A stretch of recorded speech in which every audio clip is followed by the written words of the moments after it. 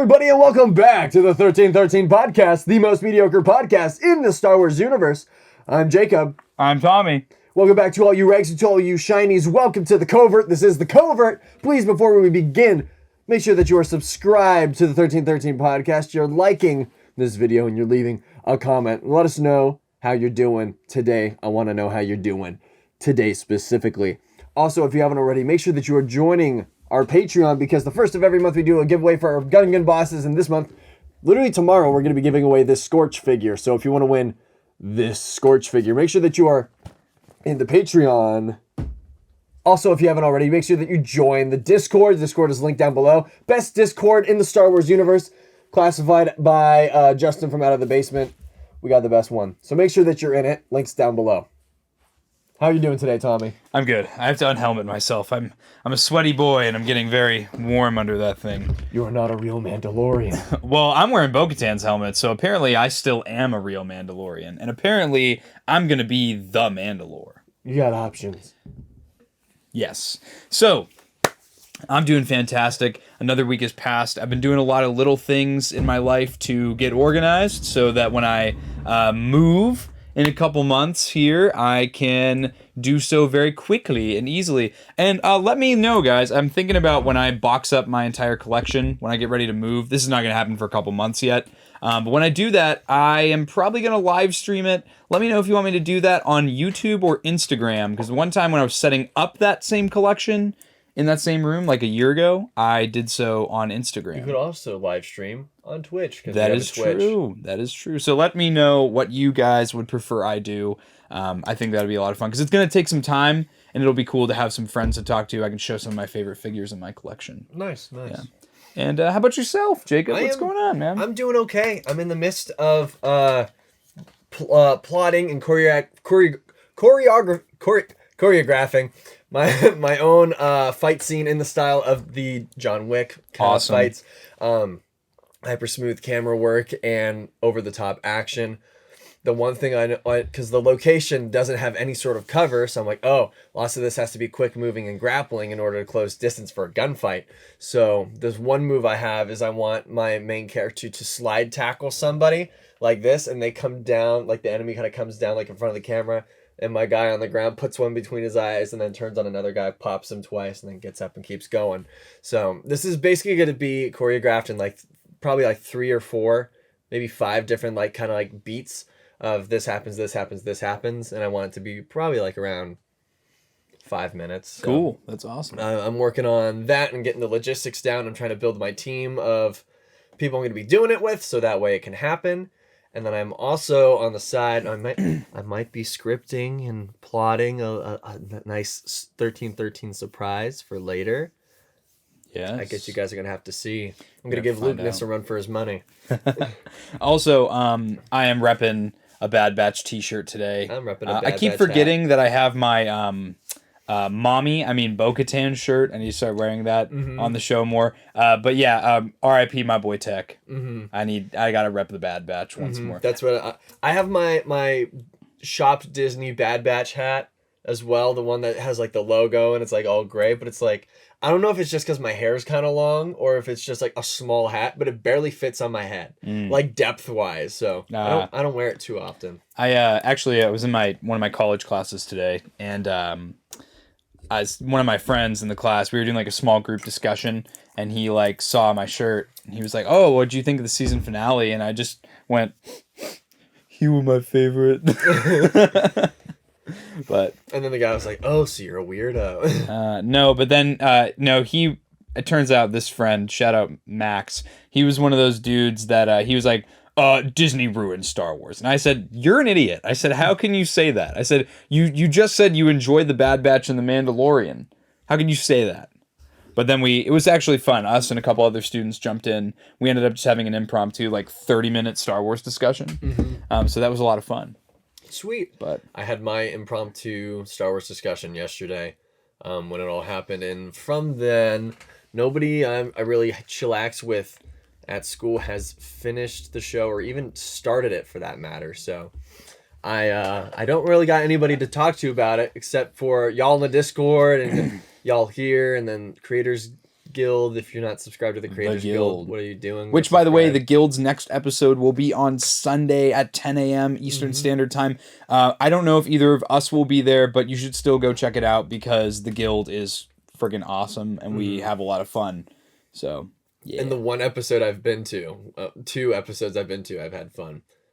It's just busy. And another thing, too, couple other things here. So I'm going to talk about this thing because it's closer to the current time, and then if you want to talk about this other one here, sure. On Tuesday at 7:30 p.m. Eastern Standard Time on Hybrid Toy Reviews YouTube channel. I know I will be there. I don't know if you guys are going to be there or not. I'll probably be there. Yeah. We're doing a live stream with Hybrid Toy Reviews. It's basically on his new series called Topical Tuesdays. Usually they're pre-recorded, but this one's going to be a live stream. What he wants to do, that drink, Snickers iced coffee. Snickers iced coffee. Never thought I would say. It's really good. Yeah. It's really good. But yeah, so the thing we're doing with Hybrid, it's basically going to be a very, not, I guess more ranty, but not disrespectful. It's going to be like a constructive criticism from consumers of, I would say extreme consumers, as we all are, of Hasbro products from a Star Wars perspective. We have some stuff. I actually have an Excel sheet that I did. I created a list. Every single release of every clone trooper in the Black Series since day one. I made a list of what percentage of them were exclusive, what percentage of them were name characters versus army builders, which are about 50-50. And to make it worse, I included the Bad Batch members to offset the disparity between exclusive and non-exclusive. Just like a sneak peek, I guess. The exclusive rate with the Bad Batch included is about 65% of all clone troopers ever. And if you take away the Bad Batch, it's 72%. And then of all the army builders released in the line, 73% of those have been exclusive to a retailer. Dang. Or a multi-pack. Have you seen, so they're starting to come out with what might be the packing rates for the new Wave of the Black Series, and right now it's looking like we're getting 2 pikes per case, and then 2 of the Tusken Raider, Tusken Chieftains. Yeah. So people are saying that this might be an army builder wave. I would hope. And with that, especially with Bad Batch being done, it's kind of like the trope right now that once the show ends, we finally get the figures for it. So maybe we can get some TK troopers, get them in the line. That would be pretty cool. I don't know, dude. It's weird because they were doing a pretty good job. Like with Kenobi, there were Kenobi figures coming out while the show was releasing. I think it was different with that though, because it's like, I think they everybody knew who was going to be in the show, like when it was coming out. Yeah. We knew it was going to be Obi-Wan and Darth Vader, and they showed like the only one that they didn't show off until the show was over was Jabeam, and then we got the Jabeam Obi-Wan later. So I feel like they had like more material that they gave to Hasbro beforehand, because it was like the lightsaber came out, we had Obi-Wan, Davidian Station Obi-Wan, there was Darth Vader, and Tika. So there she is. Yeah, dude, it's a weird one because yeah, we don't need to dwell on this too much, but it just in summary, I think it's weird that honestly, my opinion, Disney has just been dumping so much content out with so many new characters. Hasbro just can't keep up. So, but oh well, you'll get to see that full conversation if you check it out on Hybrid Toy Reviews channel on Tuesday night. Also, in more further away news, Jackson is actually going to be accompanying me to ICC-Con. He's not here today. He actually he went to live with the beavers and is currently building a beaver dam. So he couldn't be here with us, but yeah, he will be at ICC with me. So if you want to come meet both of us, shake some hands, do a little dancey dance, get a picture. I doubt any of you are gonna want an autograph, but at the off chance that you do, I'll sign whatever. I don't care. But no, come say hi. It's going to be a really fun weekend. I have the press pass, so I will be there all 3 days. Press pass is sold out now, so I don't think Jackson's going to be there all 3 days. So I'm pretty sure Friday's mostly going to be a mingling for lots of the creators that are going to be there. I'm pretty sure everybody has announced it by now who's going to be there. So, but if you don't know, Out of the Basement is going to be there. Hybrid Toys, Skywalker Hendrix, Lukeness Monster, the Black Series from Instagram. It's going to be great. So make sure you come and say hi and meet the Rebels crew, which is absolutely insane, especially Zeb now. That'd be sick. That's another tier of cool. That's a huge one. And I really hope that we get a new Zeb figure in the Black Series. That'd be interesting. That would be fun. That'd be cool. But yeah, come say hi. It's I can't remember the dates off the top of my head. It's in May. It's in May. It's end of May. I think it's like the weekend of the 21st. Let's find out. 28th maybe. Yeah. It is, the weekend of is it the 20th, 21st, or is it I think it's 26th through the 28th. Indeed. It's in May. So yeah, go to that con. I'm not going to be there because I'm going to be starting my new job. Tommy thinks he's cooler than everybody, so he's not going to be there. Yeah. So you'll have to come to ErieCon in September if you want to come see me. So. And speaking of which, we need to get that table soon. They keep emailing us telling us that it's ready. We just need to sign it. I know. I saw. Do we have the 2 tables or is it just the 1? It's going to be 2. 2? Yeah, cool. But we're going to split it 6 ways. So won't be expensive. Everybody that is coming, we are going to be the kings of Star Wars products at this con. Oh, for sure. And do we want to talk about it? Last time I talked to Latendi, he had 95 Black Series figures brand new to sell. That's crazy. Unopened. Since we're talking about it, let's just do it. Yeah. We are officially opening up Tika's trading post in real life. At the ErieCon, we are going to be opening up a second table jointed to ours. We're going to have our podcast set where we're going to be talking with people. We're going to be pushing the podcast, but we're also going to be opening up an official Tika's trading post where we are going to be selling all sorts of Star Wars figures and commodities and things like that. You can buy some 1313 merch at the Tika's trading post, stickers, that type of stuff. Yep. But we're also going to be shilling out some Black Series figures. I've got a bunch of shelves. Do you remember my shelves from my old apartment? Mm-hmm. I've got a bunch of shelves that we'll have stacked up, and we're gonna have the little neon stickers, so you can tell for us just to see whose is whose product. Yep. That we're selling, because also is gonna be there hybrid toy reviews, Skywalker Hendrix, and if you're a 1313 community member, then you will know who Hunter Schultz is. Latendi himself. Latendi will also be there. It's gonna be a lot of fun. No, it's gonna be a great time. Yeah. So if you want, and I'm excited because. At the con last year, there was one other booth that was selling just action figures in general, and they had a small Star Wars section, but it was pretty much all old stuff. Nothing that was really cool and new. So that's gonna be super cool. I'm really excited for that. Are we getting a sign made for it? Yep, my dad is gonna make a sign. Commander Bly in the community, he is making. He told me last time I talked to him, it's gonna be a banner. That goes across the top. Okay. And it's going to have a silhouette of Tika with the eyes, the bright light up eyes. Okay. And then it's going to say in Star Wars font, Tika's trading post. Cool. Yeah. So that'll be really, really cool. I'm super excited for that.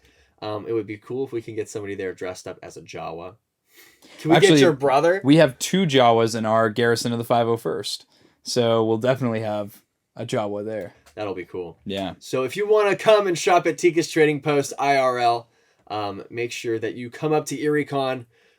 There's an entire website about it, about everything that's happening. Make sure that you book your hotels in advance, get your tickets in advance. It's going to be a really fun weekend. Last time we had people come up, we hang out, we all went to dinner together. We actually took some people back to the set and got to have people tour the set. So if you want to check out our grand collection and just hang out and have just a good old time, hit the collecting spots around here, go on a big figure hunt, make sure you come up because we'll treat you right. We'll treat you right. We'll do you right. We had a lot of fun. We did a rooftop dinner last time looking over the bay. That was a lot of fun. Jackson should actually be there this time, so it's not just going to be Tommy and I. Well, Jackson said he's going to be able to pull some strings with whoever's in charge of his program this coming year. Because there was a training thing that happened at the same time. He's now, because he's moving into the senior group, he's going to be the one in charge of planning it. Yeah. So he can move it. So sweet. Fingers crossed Jackson will be there, but most likely he will be. Yeah. And we're going to it's just going to be good fun, and it'll be a really good opportunity for some of you guys to come check out the number 7 place for sunsets in the United States. Heck yeah. So yeah, come up and it'll be cool. It'll be really cool. I'm really excited. Indeed. But with that, we also have a little bit of Star Wars news that isn't just related to podcast stuff. Just a little blurb. Just a little bit. Young Jedi Adventures came out with 3 shorts on YouTube, and I am the only one that watched it. I watched like 30 seconds. Mm-hmm. It's not bad. No, it's not terrible. No. It's geared towards kids. It's on the YouTube Kids channel. The comments are turned off on all the videos, so you can't complain about them. Haha. But no, I watched it. It was cute. I get like what it's geared for. I'm not gaining any lore out of it. The one thing that I did glean from it is they now have a new voice actor for Yoda. And the voice is good, but it's never going to be the same, which is upsetting, but yeah. It's all right. And then we got the Yoda from Ohio minifigure, as people are deeming, because they came out with a Lego set for the Young Jedi Adventures. They have an entire toy line coming out with Hasbro for it. I saw those little 2-packs. Yeah. They had that, and then they also had packs of like vehicles and the characters. Like something bigger than the little Jedi fighter I saw, yeah. Yeah, so this is Old cool. Republic era, or High Republic. This is cool, because this is the first products that are going to be High Republic era that isn't a book. Or a comic, or a manga. But no, it'll be cool. I'm excited. Because now that's going to come out, and then we're going to get some Acolyte, and that'll be nice. Acolyte's going to be good. I already know it. I already know Acolyte's going to be good. And, dude, aren't we like a week out from Celebration? Yeah, and it's weird. I didn't realize. I mean, we put it together a couple weeks ago. Celebration is Easter weekend. Yeah. Yeah, so the Celebration's going to be going on during Easter. Which will be nice because a lot of us have off. Mm-hmm. Like, I don't. But yeah, our work is closed on Easter Sunday. Oh, that's nice. So yeah, you'll get to watch the live streams, and we'll watch the panels, and we'll see that Bad Batch Season 3 trailer that's coming out. Or the Book of Rex trailer. The memoirs of Captain Rex. The memoirs of that would actually be kind of cool. Yeah.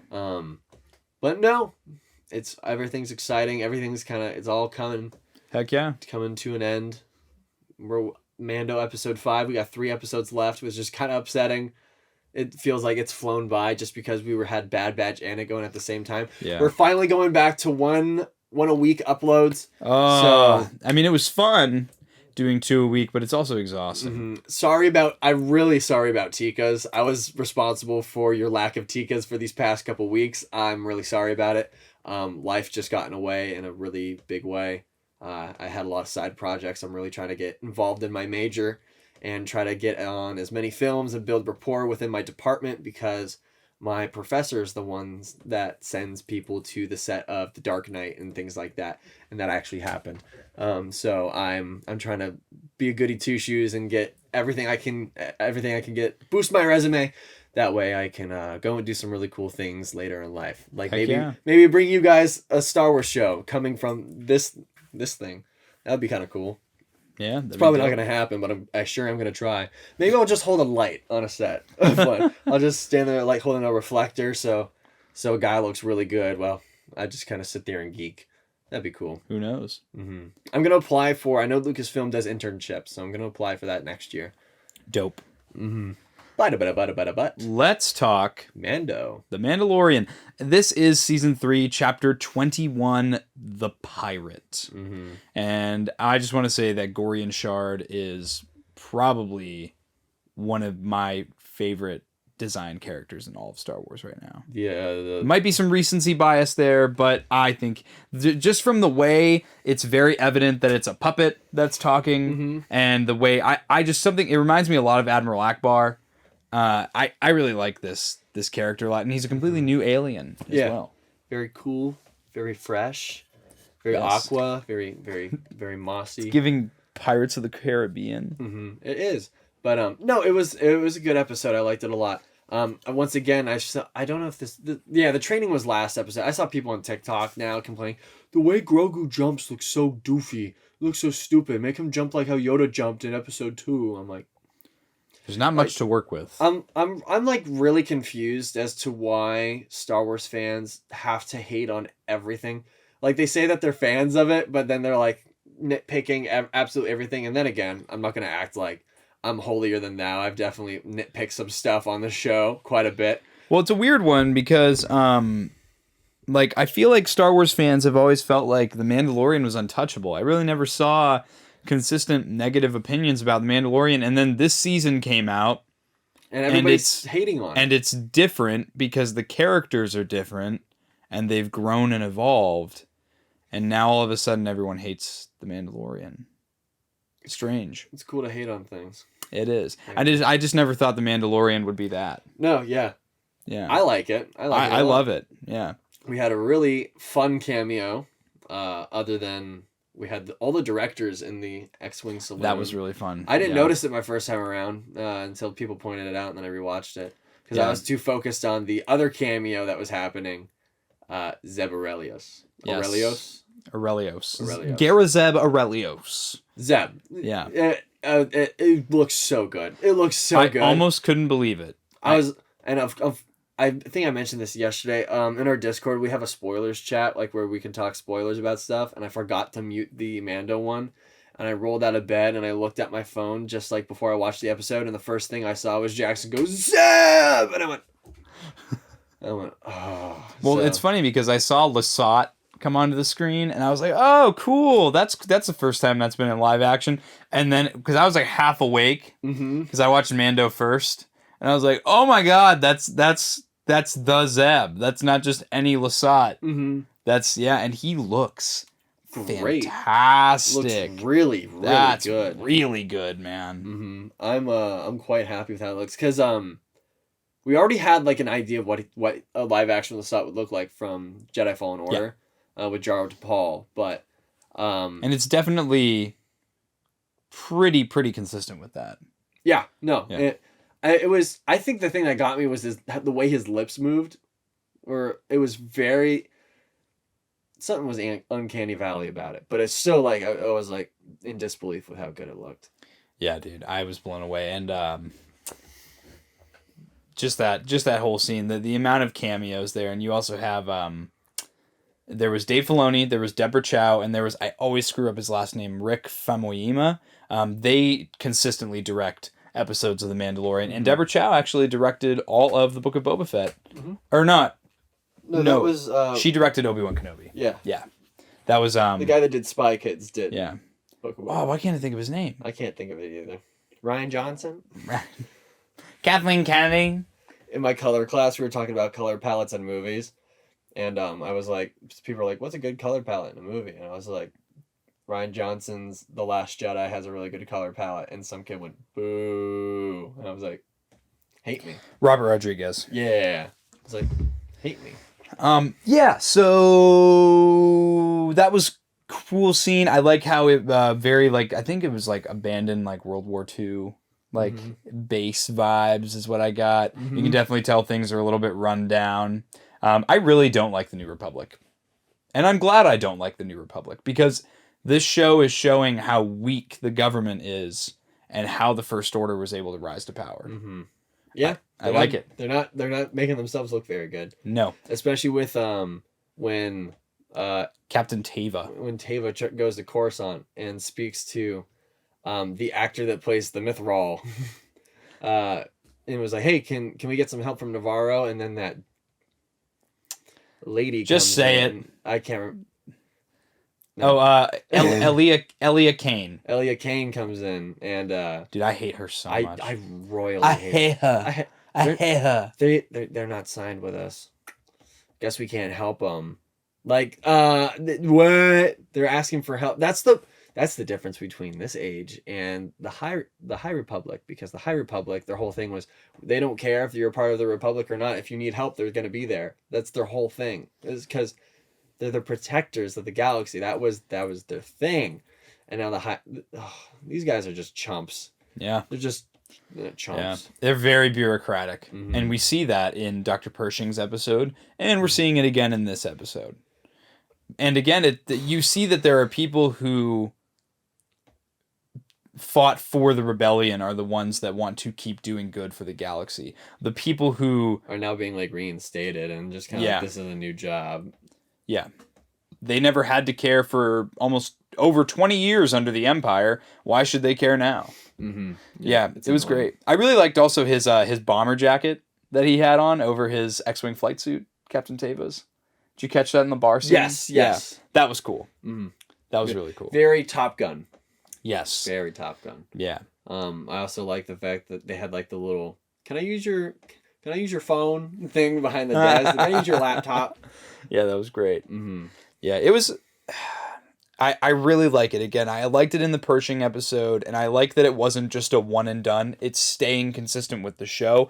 And now it also is coming into the fold. This is kind of like we're just jumping to the end here. But when Captain Teva is searching that Lambda-class shuttle, and he sees it was being used as a prison transport vessel, someone broke Moff Gideon out, and there was a piece of Beskar embedded in the wall. Mm-hmm. And I think my theory, very clearly, this is being done for the Empire's framing the Mandalorians for taking Moff Gideon. And so it's going to put the New Republic in a situation where they're going to want Moff Gideon back. I disagree. What do you think? I think it's because there's many factions of Mandalorians, and lots of those Mandalorians during the time of the Empire were loyal to the Empire. I think there's still some remedies of people like Gar Saxon and his brother. I think I might go as far as to say it might be Fen Rao. Why Fen Rao? Because everybody's falling apart. Everybody's trying to nobody's following Bo-Katan. Nobody's following each other. It would make sense because before he was Imperial, and he turned to the side of the New Republic, but now that he's probably like how Hera's dad is. He's like, Cham Syndulla. Yeah, he's like, oh, look at this. Look, they're so weak. We don't need them.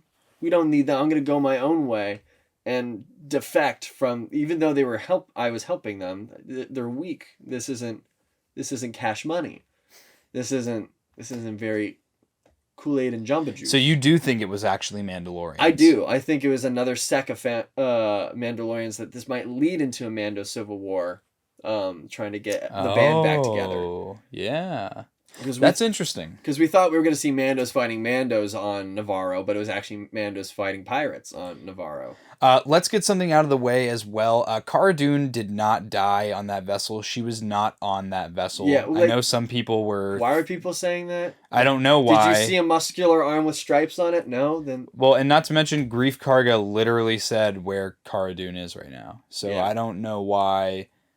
Where these... people must have forgotten what happened in the first episode of the season, because he literally said she joined a group of special forces for the New Republic. And the special forces are filming something with the Daily Wire right now, so... That's pretty funny.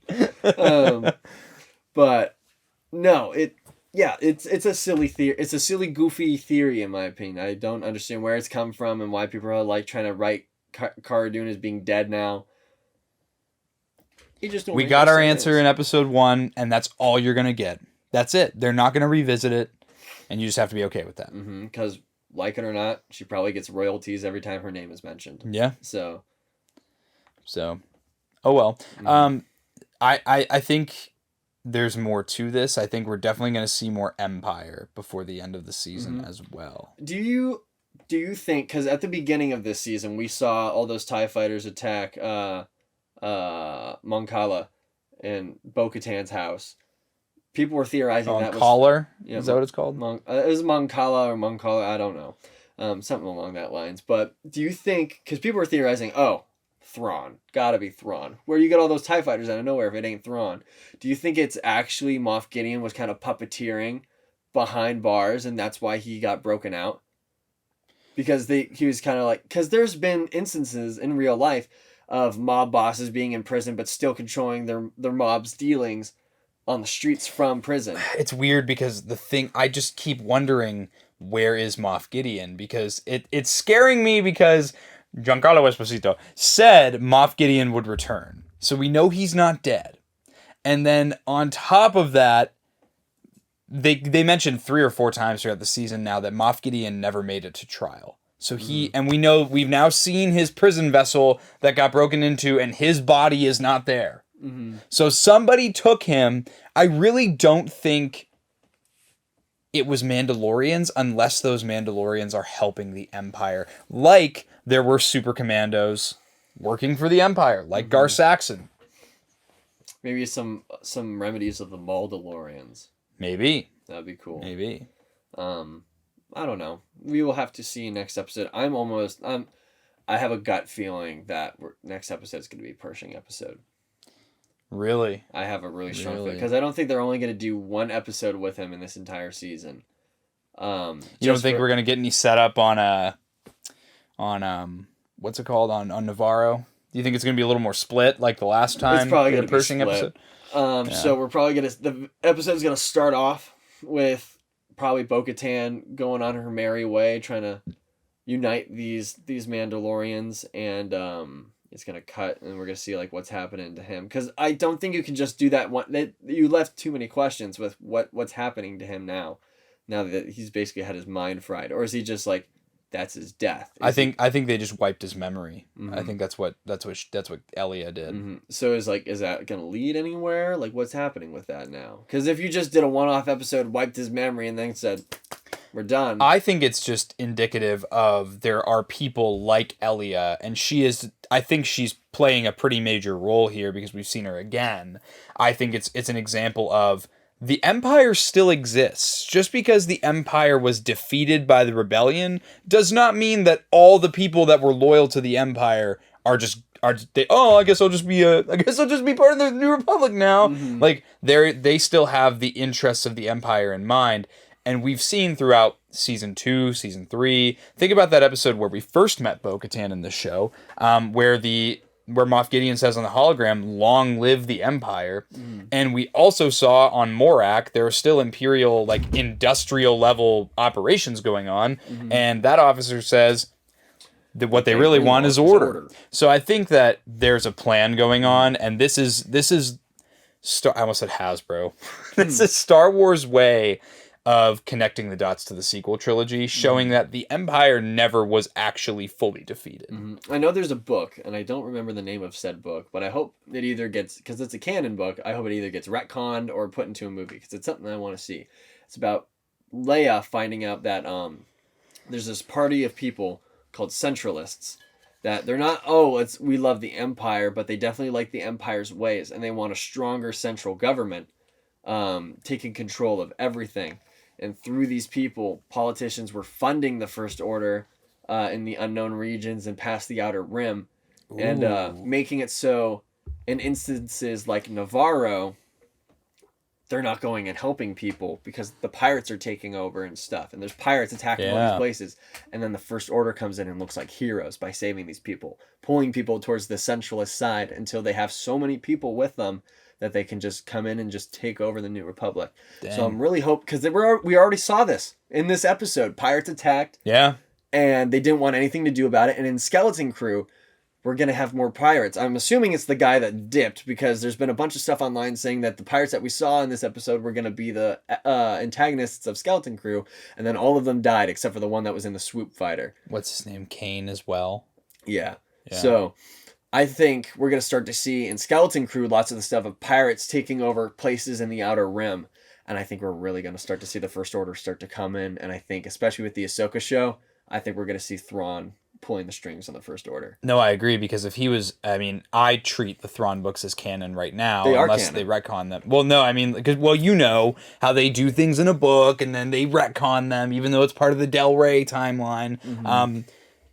So have you even finished? Which book were you on last? I was like a quarter of the way through Treason. Did you finish Treason? No. You gotta finish it, dog. I know, dude. Unless you want me just to summarize the ending for you. No, don't do that. I'm gonna read it. Well, I'm gonna have more free time on my hands. Because you gotta read. I think especially you need to start getting into audiobooks. You really have to start getting into audiobooks. I listen to so many podcasts. I would just be better off with an audiobook. Because you gotta get through the Ascendancy too. Because especially with Ahsoka coming out and the rumors of free space and Force-sensitive people that might be the Ascendancy, I think you're really going to have to get that history down.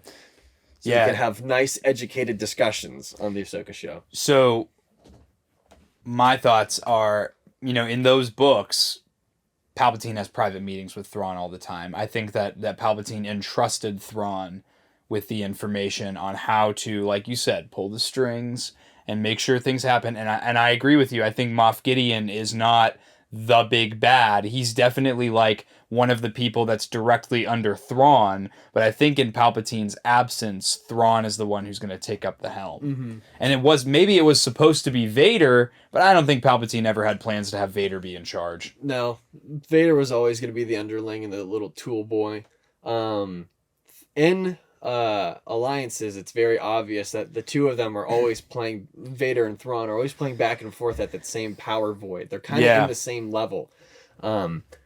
And in the Heir to the Empire books, Thrawn was never on record as one of the Grand Admirals. He was always just kind of like a secret.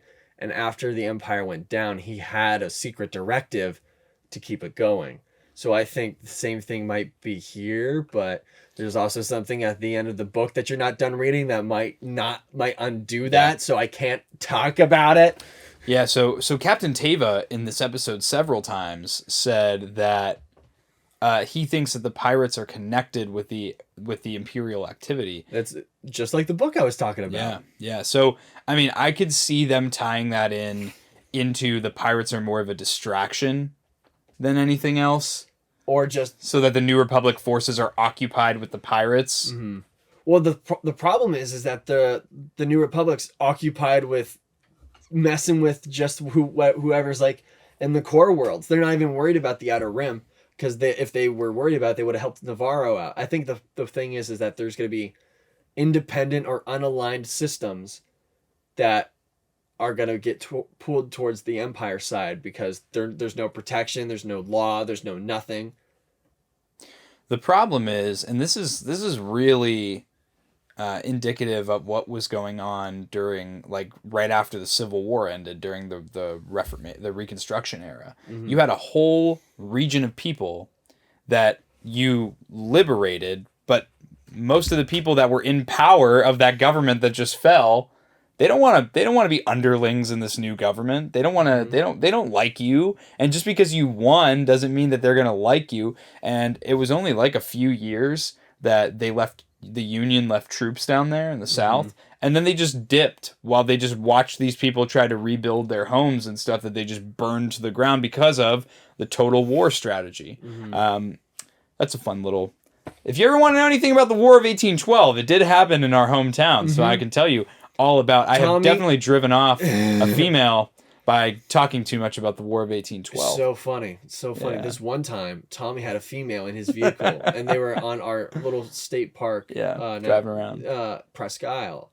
And she asked him about, what's with this Brig Niagara and all these monuments? And then Tommy talked her ear off about the War of 1812, to which she said, wow. And then never spoke to him again. It probably was like 20 minutes I really talked about it. Yeah. Can you tell I do a podcast? This was before the podcast. Was it? No, this was during the podcast for sure. No, it was before the podcast. This was a little bit after Willow. Yeah. No, that was a year. This is after my big breakup. Oh. My big one. Yeah. And then I lost like 40 pounds because I realized that I was unhappy with myself. Yeah, that grind set. And then Donda came out and and changed my life forever. So stupid. Stupid. Absolute buffoonery that just came out of your mouth. Anyway, we have what X-Wing guy. Captain Teva tracked down the covert using Skippy the Jedi droid R4. R5D4. And he is a hero of the rebellion. Mm-hmm. That was awesome. Which apparently is in the book a certain point of view of episode 4. It goes into his point, the droid's point of view, really, as to why he is a hero. And if you don't know, I think I've mentioned it on the podcast before, but there's a trilogy book series called A Certain Point of View, which is the entirety of the OT trilogy from other characters' perspectives that are usually sitting on the sidelines of the main characters. It's a book series I want to get into. It sounds really, really interesting, and they're all canon, so. Dang. Yeah, so that's why. Is that the Kristen Baver books? Or no, that's Skywalker, A Family at War, right? Yeah. Right. Mm-hmm. Something like that. Mm-hmm. Mm-hmm. Yeah. Anyways. So he pulls up and And Jon Favreau says that he's not allowed to be there. Mm-hmm. He's like, go away. Okay, I'll pull up. And then Mando's like, what are you doing here? And he's like, your friend's in trouble. Just thought you might want to know. Okay, bye. Now, seeing the Mandalorians and how they deliberated on whether or not they were going to help the people of Navarro was really cool to see. They all had to hold the talking stick when they wanted to speak. Yeah. And again, I think, honestly, I'm in love with all these scenes in this season that have had world building and lore building for the Mandalorian culture. Mm-hmm. It feels so much more like a culture instead of just like, we are warrior people with cool armor. Mm-hmm. Like, they have a whole thing to do everything now. Mm-hmm. They clap like this. They let the leader of the hunting party sit at the fire to eat while everyone else leaves separately to eat. They salute and say thank you like this. Yeah, it's super cool. Like, just so many little things, and it makes them feel like their own culture. Mm-hmm. It's very nice. And I know that there's going to be some group of silly, goofy people that watch the show that now start to try to do that in their day-to-day life. Stop it. They carry a wooden spoon in their back pocket, and they give it to people when they're talking. So they have the talking dude. It's just a hammer in the back pocket. Oh, it's your turn to speak. I thought Paz Vizsla was totally going to be like, why should we go help them? I really did. But then he just turns around with the, because we are Mandalorians. This man saved my son. Mm-hmm. My son! He saved my son! Bo-Katan Kryze went after my son when we all gave up. Imagine his son chilling in the back going, damn, Dad, you gave up on me. I don't think the kids were invited to the meeting. No. Mm-hmm. I like to think they were, in my headcanon, they were eavesdropping. Mm-hmm. It wasn't that they gave up. It's that they ran out of fuel. But he said they gave up. I'm like, no, you guys didn't give up. Well, it was because Bo-Katan was the only one with more than 2 brain cells that was like, let me hop into whip. So I pulled up. Mm-hmm. I thought it was really funny that now it shows that these jetpacks are really just for like a sprint or like to get out of like a situation. They're not really for travel at all. So I thought that was pretty neat. Yeah, and it was really cool to see. It's actually not a gauntlet fighter. It's a different kind of ship. She called it a different kind of ship. But it's a gauntlet. It is a gauntlet? Well, because when the pirates are attacking her, the one that's like looks like the dog guy that gets cut in half in Book of Boba, he goes, I'm on the gauntlet. Oh, okay. All right. So yeah, okay. They deliberately say it's a gauntlet. So my thought is that it was really, really neat to see the dropship aspect of that ship and have a full chamber of Mandalorians drop. Yeah, that was cool. That was awesome. I think now we've seen everything from the trailers. Yep. Yeah. Which is weird because we're past the midway point. Yeah. So now these last 3 episodes are going to be all new stuff with Pershing. No, there was Coruscant in the trailers. I was going to say, we never saw anything with the first Pershing episode, but we kind of did. It's funny because we predicted a ton of stuff about Bad Batch, but we really fumbled when it came to our predictions about Mando. Well, I think because Bad Batch had a continuing idea with what it was going with, and we've been forecasting here that there was a power shift with Disney. There were some strings that were pulled with executives and producers behind the scenes of this show. There's been rumors about it, about people like could not be Kathleen Kennedy were meddling with how the story was going, wanting Grogu back. Jon Favreau almost leaving The Mandalorian. Granted, this is all speculation. Yeah, and I'm keen to not believe it. It's coming from the dude trust me sources, but I'm more keen to not believe it. But the fact is that lots of the stuff and the tone of this season of The Mandalorian definitely kind of fits the description of like what has been said happened behind closed doors. Well, it's funny because I know like maybe a month ago I mentioned this on the podcast, and I must have maybe I just worded it differently than how you worded it just now. Mm-hmm. But I completely agree with you. Like I think that Book of Boba was meant to come out. Like I do think because there was an end credit scene, there was an idea of what it was going to be. I think Book of Boba was supposed to be chapters of Boba Fett's life. And I don't think that Din and Grogu were supposed to reunite. Like, we have that one random episode in the Book of Boba Fett that just has nothing to do with Boba. It's the best episode of the Book of Boba Fett. I think that was, with all the Grogu stuff, that was just all put there because I blame it on the bean counters and the suits, the corporate end of Disney that were upset and worried that they wouldn't make as much money or get as many Disney Plus subscriptions because Grogu was not going to be in the show. Now, to that point, I also say at this time, Bob Chapek was the CEO at Disney and not Bob Iger. Bob Iger's back now because Bob Chapek stepped down because he was doing things like making people pay for parking at Disneyland, even if they had a season pass. So Bob Iger's coming back, and I think that they're able to have more creative freedom when he's in the seat, you know, and he overrides some of that nonsense. I really wish that things would be I've mentioned this before. I want things to be handled like how Andor was handled. I agree. You give it to the writers, you give it to the directors, you give it to the cinematographers, and you go, you guys make the story that you want to tell. We're not going to touch it. Because when you have that and you get the creative freedom of the people that know what they're doing, and then you don't have like these suits that, okay, I know what makes through these statistics, this makes money, this doesn't make money.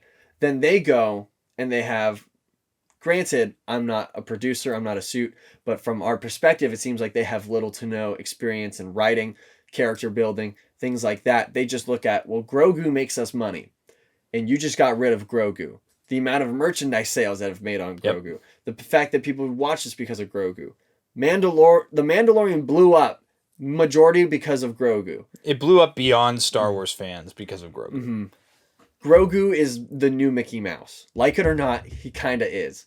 So when you pull that away, you go, oh, you literally just took away our moneymaker. Bring it back.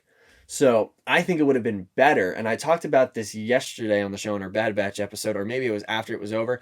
I think it would have been a better idea for them to leave Grogu out of it and to make a series of Luke starting the Jedi Temple, and with it be Luke and Grogu, and have Han Solo and Leia, and get a continuation of that OT story, and maybe gear it into what's going on into the Mandoverse, and then maybe have make them reunite at some point, or have something go on with that, and kind of continue the Heir to the Empire stories and fulfill those books, because Thrawn's coming back, so you could do that. I think that Mando season 3 was not meant to have Grogu in it until the very end.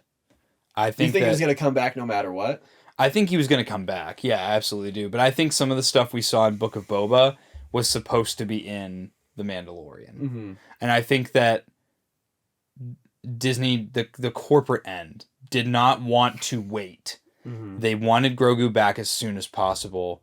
And it works fine with Grogu in the story, but I feel like this was supposed to be more about the Mandalorians, and we had to insert Grogu back into it. Granted, I feel it's better, though, that he got inserted back in Book of Boba rather than have to take the time of our 8-episode schedule. For sure. To have 2 episodes to explain like why Grogu's back, how this happened. Right. And then just completely boop, change the tone. Now it's time to talk about Mandalorians. It makes sense for them to do it in the Book of Boba rather than to pull it off immediately. But yeah, I could see where people don't like it, but my question was, I don't understand why people weren't maybe it's just because I'm a diehard Star Wars fan and I'm going to watch everything no matter what it is when it comes out. I thought more people, especially that were Mando fans, seeing that end scene with Boba Fett, were going to be more keen to watch the Book of Boba Fett. But I think the problem is that there was a lot of naysayers out there that were like, oh, the Book of Boba's trash, don't watch the Book of Boba. People still say that. You're deterring people from getting those 2 episodes, and now when they go into the season, there's a lot more people that are confused about it, like, oh, when did this happen? It's like, please, I don't get the rampant hating of I get people are like, it's just as fun to hate on Star Wars as it is to like Star Wars. I'm taking that from Screen Crush. They were talking about that. I'm like, is it though? It's so dumb. I like enjoying, like, there's conversations that we've had in the past, and of course they're always the ones that do the best, where we get heated and we disagree on Star Wars, where I say something's bad and I thought something could have been done better and everybody else disagrees with me. But I don't understand why the negativity sells rather than praising it. That does not compute. I don't, to this day, I don't understand why people hated the flashback scenes in the Book of Boba Fett. I don't either. I don't get that. I don't either. Get that. It's like, I mean, I guess from an old head standpoint, I could get how it's like, Boba Fett's soft now. But I'm like, yeah, but that's because his character has changed. If you got 90% of these people that say Boba Fett's soft now, Boba Fett is soft, you just watched Robot Chicken and decided that that was his character. It's not. It's not. You watched him go in like 3 seconds of film and his like 3 minutes of screen time, and you've in your head you've decided as to who this character is, what he does, and he's super cool, badass. He gets all the babes. He's ruthless killer because he's in this comic that I read back in 1682, and oh my gosh, Boba Fett, he's such a badass. He's got to be a badass. And then when you see him go, I've lived this life. I've peaked. I was working for the Empire. I was working with the Hutts, the biggest crime syndicate, and it all fell. And I basically should be dead. He has a midlife crisis. He has an identity crisis. He's like, who am I? Is this what I should be doing? Is this what my father would have done? Is this what brings honor to my name? And he's like, no. Being selfish and just going after bounties and trying to be the most ruthless person, it isn't in the cards for me now. It's not. It's not here That's what anymore. ended Cad Bane in the end. Yeah, because Cad Bane, what came to the death of it. Because he was pompous. He was like, I'm just a killer. And he's like, he wanted to relish in killing Boba Fett. Mm-hmm. That's what got him killed. And Boba Fett became a bigger person, and he's a man of honor. And he's like, these flashbacks set the tone for who he is now and who he is to come. And I know damn well if it was no flashbacks and he was just acting with honor and showing like how he is in the rest of the show, you guys would have been like, oh my gosh, where was his training montage that shows him getting stronger? Why is he like this now? And then they showed it to you and then you're like, it blew. So if I hear one more of you just, Rey got too powerful out of nowhere, we got no training, guess who also got powerful out of nowhere? Fucking Luke Skywalker. I don't want to hear it. I'm so sick of hearing it. Rey's a Skywalker. Shut up. I'm off my soapbox. Dude, that was great. You just embodied all my feelings about all that stuff in like less than 5 minutes. Sorry, guys. No, but seriously, it's the Snickers coffee talking. It's the Shout out to Snickers coffee. Who bottled this? I don't know, but it was good. It's just for me. I don't know. I feel exactly the same way. I'm getting a call from Hybrid Toys. Tell him he's on the show. Tell him he's live on the show.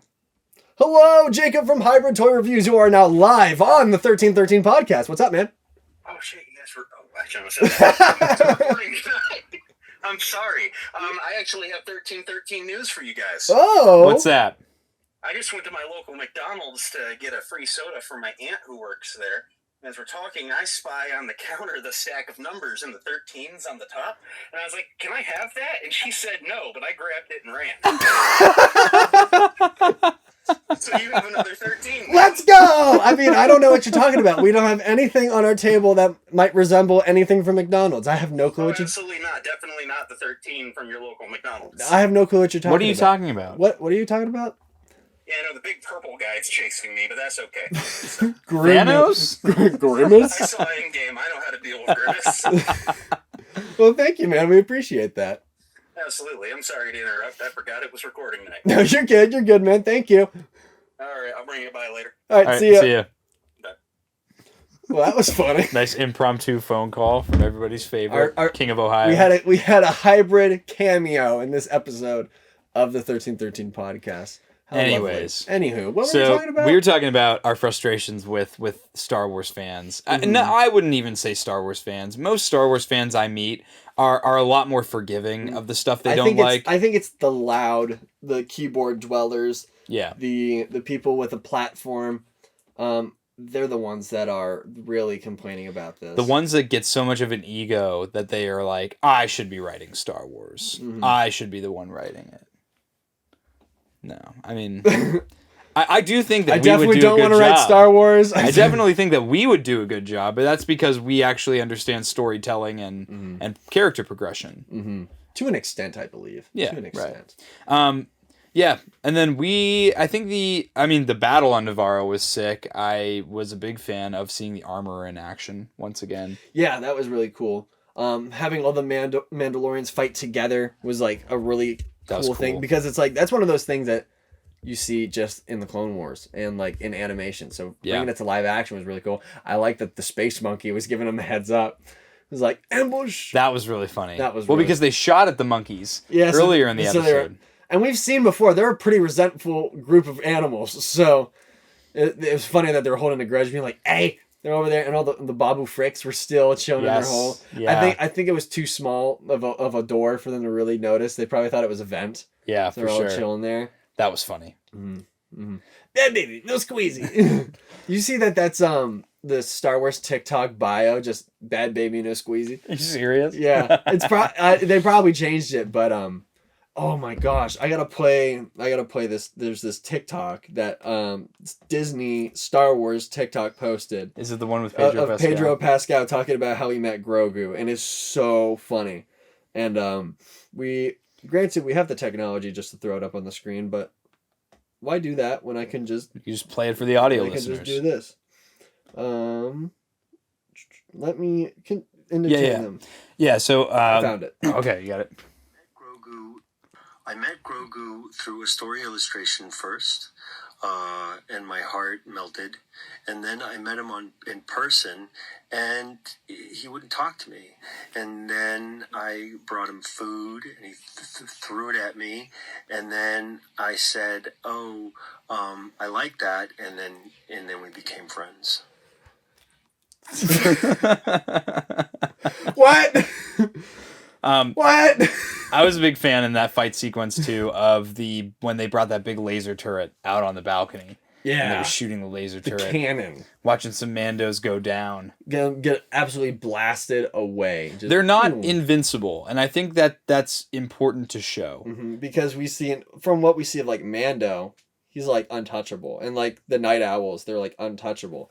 But granted, they got these big old gaps in their armor. They're definitely killable. Yeah. So I wonder if any of them died in the siege that we saw today. Well, and a lot of the Mandos that are there's one Mando that has a full leg of Stormtrooper armor. Like there's one with a clone pauldron. Yeah, that was cool. That was cool. Yeah, the fight scene was dope. The ship battles were dope. Seeing Mando and Bo-Katan. I'm kind of sad that Rogue Squadron got canceled, because with these ship battles that we've been seeing in this, they're like getting better and better. These low altitude ship battles. This all started with The Force Awakens, when we see over Maz's cantina, just them all coming from the sky and all the X-Wings actually being cool for once. Oh yeah. It's so dope. So I want to see more of that in the future. Because I'm a big fan. I've been contemplating re-downloading Squadrons. Really? Just because of those scenes. And I want to find out if there's a way that I can backdoor it onto my Oculus. Because you can play it on PlayStation VR, and that's 100% how the game is meant to be played, in my opinion. Really? Because did you play Squadrons at all? I played it. I did not enjoy it, but I played it. Well, because they have this mechanic where it's like, to be better, you have to actually look around the canopy, but when you do that, you relinquish your ability to move the ship.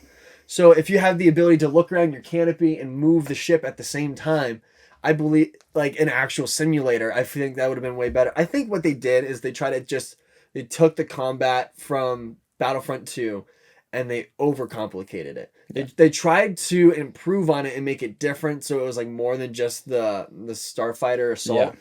But in doing so, you muddied it. I'd rather play Starfighter Assault. And not a lot of people actually play it. If you have Battlefront and you didn't even know that there was Starfighter Assault, it's one of the best game modes in the game. It's so much fun. It's so much fun. Please go play it. It's a lot of fun to play. And there's completely different maps specific for it. It's a good time, and I enjoy it. And I want you to enjoy it too. So I think all there's left to talk about on this episode is that interaction between Bo-Katan and the armorer. And remove your helmet. Take it off.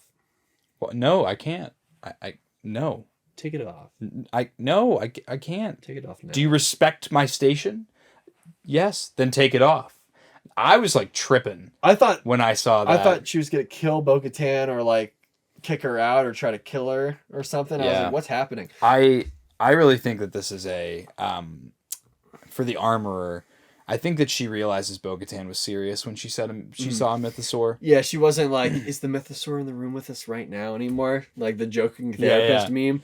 It's now serious, and it's supposed to be, the songs say when the mythosaur is seen, it's a new age. Now, my question to you is, do you think anybody has any hopes of bringing the mythosaur up to the surface, trying to ride it, trying to tame it? Or do you think that this was just seeing it was like how Kylo Ren sees Han Solo, and it's symbolic of what is to come in the shift of the tone of the character, where Bo-Katan was like, Mandalore is nothing, it's a wasteland, the people are done, there's no point. Do you think it's how Kylo Ren sees Solo, and then his heart changes? Do you think maybe the mythosaur wasn't actually there, and this is just like an apparition of the living waters giving her a vision to change her heart, to pull No, I think the mythosaur is very real. It's very real. But do you think then, if you think it's real, do you think it's going to come back? Or do you think its presence in the show, for what we saw of it, was just to change her character into someone less resentful, into somebody that now can go and lead Mandalore finally to be whole once again? Or do you think that it's going to come back? I think something screwy is going to happen. I think that we're going to be at a point where they're going to gather a bunch of Mandos, and most of them are going to get killed because the the New Republic or the Empire, whoever's going to come and just firebomb them. Mm-hmm. And what I have a worry about the most is, I think Din Djarin is meant to be the Mandalore. I firmly believe that. I've said that since day one. I think he is the reluctant leader. He is the person that is the one who should rule all of Mandalore. Mm-hmm. I think Bo-Katan, while she is of royal blood, and while the armor seems to be on board with her, I think it just, she wants it too much. Mm-hmm. I think she wants it too much, and I think that they're looking too deeply into the prophecy. I think that Din is the one. He's the reluctant leader. He is the one who doesn't think he's worthy, and that is the best kind of leader. Mm-hmm. And Bo-Katan she thinks she's more than worthy. And that's not to say that she's not worthy of ruling Mandalore, but she's had her chance time and time again. 3 times now. And if we want to believe in prophecies, there's got to be a reason that she hasn't been able to rule Mandalore. Mm-hmm. There's got to be some, because her family's cursed, but is the curse lifted now that she bathed in the living waters? It is. Yeah. But then again, Din is like, his faith is unshakable in the Mandalorian way. Mm-hmm. So, what if we see this go on for a season, and Mando becomes the Mandalore, and then he grows old and passes the mantle down to Grogu? That'd be sick. How funny would that be? I think Bo-Katan's gonna die. Really? I think she's destined. I think she's gonna die saving everyone, and then Din is gonna be the one who takes. I don't think there's gonna be. I really don't think Bo-Katan is gonna be an antagonist to him or an adversary. I think she's gonna die defending the Mandalorians on Navarro when the Empire or the New Republic or whoever shows up, because we already saw there was an attempt on her life from the Empire, and if Din wouldn't have been there, she would have been killed. So that's how I look at it. And before we wrap this all up, I got one last tidbit. Did you know Katie Sackhoff has a TikTok? And, I did not know that. And she is an actual mommy. And she was posting a video of her reaction to watching the new episode of The Mandalorian. Yeah. And then immediately after watching Cocomelon with her child. So that's awesome. But with that,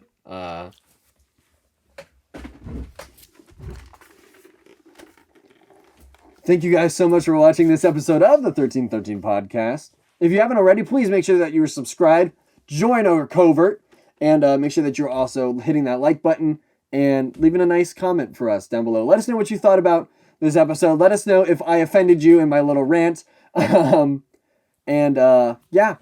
us know what you think is going to happen next episode. I want to know what you think, and I want to know what you think in detail, so join our Discord. Link is also in the description below, and if you haven't already, join the Patreon. April 1st giveaway, and no, this ain't no April Fool's joke. This ain't no joke.